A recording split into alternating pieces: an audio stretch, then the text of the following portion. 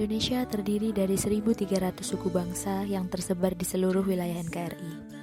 Keberagaman Indonesia menjadikan bangsa ini unik, dan hal tersebut berpotensi menjadi keunggulan bangsa Indonesia di panggung global.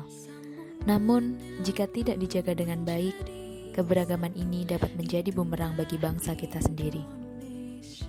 Perbedaan adalah hal yang wajar. Alih-alih menjadi sumber pertikaian, perbedaan dapat mengajarkan kita untuk berempati dan yang paling penting bertoleransi. Dengan bertoleransi, kita selaku bangsa Indonesia dapat hidup dengan rukun dan harmonis dengan satu sama lain. Untuk itu, dibutuhkan sebuah pandangan bersama yang mengajak seluruh bangsa Indonesia untuk mencapai tujuan tersebut, yaitu wawasan kebangsaan. Pandangan ini mencerminkan kebanggaan dan jiwa seluruh bangsa Indonesia. Wawasan kebangsaan adalah cara pandang bangsa Indonesia dalam rangka mengelola kehidupan berbangsa dan bernegara yang dilandasi oleh jati diri bangsa dan kesadaran terhadap sistem nasional yang bersumber dari Pancasila, Undang-Undang Dasar Negara Republik Indonesia tahun 1945, Negara Kesatuan Republik Indonesia, dan Bhinneka Tunggal Ika, guna memecahkan berbagai persoalan yang dihadapi bangsa dan negara demi mencapai masyarakat yang aman, adil, makmur, dan sejahtera.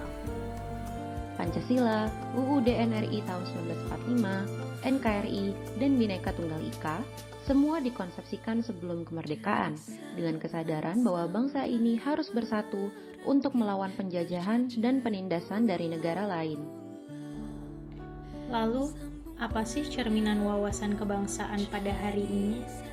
Nilai-nilai ini tetap ajak dan relevan hingga saat ini. Namun, tentu praktik pengamalan wawasan kebangsaan Indonesia saat itu berbeda. Lalu, bagaimana cerminan wawasan kebangsaan saat ini?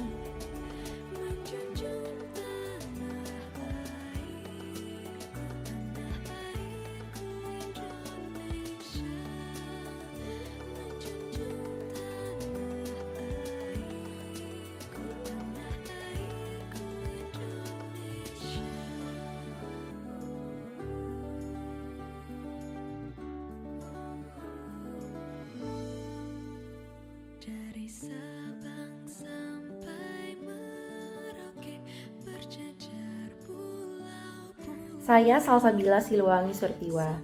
Sebagai seorang milenial, saya percaya bahwa wawasan kebangsaan dapat dicerminkan dalam bentuk kegiatan kita sehari-hari. Salah satunya melalui pelayanan publik yang kita lakukan sebagai seorang ASN. Kita tidak boleh bersifat diskriminatif dan juga selalu bersikap adil terhadap siapapun yang kita layani.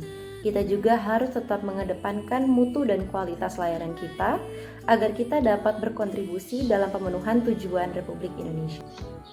Saya Darulfa Aziza Nur Aini. Sebagai milenial, saya melihat wawasan kebangsaan sebagai antusiasme dan kebanggaan dalam melaksanakan kehidupan sehari-hari yang dapat terwujud melalui bekerja, berinteraksi, bersosialisasi, bertoleransi, dan juga berkontribusi terhadap kemajuan NKRI. Saya Stasya Andani, sebagai seorang CPNS milenial, saya meyakini bahwa wawasan kebangsaan itu adalah pondasi yang penting dalam melaksanakan tugas saya sebagai seorang ASN nantinya, terutama dalam menghadapi dinamika yang pasti banyak saya jumpai di lapangan. Dengan berbekal wawasan kebangsaan, saya percaya bahwa keberagaman itu justru dapat dijadikan sebagai kekuatan, karena dari keberagaman itulah inovasi dan ide-ide baru muncul yang nantinya bisa dikembangkan untuk kemajuan bangsa dan negara. Saya Erika. Sebagai milenial, saya mengaplikasikan wawasan kebangsaan dalam lingkungan pertemanan saya. Di lingkungan pertemanan saya banyak berteman dengan teman-teman yang berbeda agama dengan saya.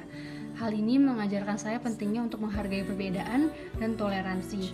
Sebagai contoh, misalnya ketika kita memilih tempat makan, kita selalu berusaha memilih tempat makan yang halal, sehingga semua orang pun bisa makan di tempat tersebut dengan nyaman.